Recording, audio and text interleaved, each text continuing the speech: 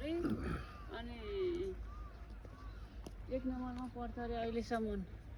यो मकै बारीमा तोरी बारी अथवा के गहुँ बारीमा लगाउने यो पुत्ला भन्छ नि है हाम्रो पनि नेपालतिर त्यस्तै चाहिँ हो अनि यो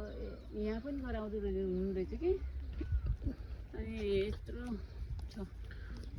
भनेर तपाईँहरूलाई यस्तो इन्जोय गर्नु होला यसलाई देखेर पनि इन्जोय गर्न सक्नुहुन्छ नेपालमा पनि किमु हुन्थ्यो किमु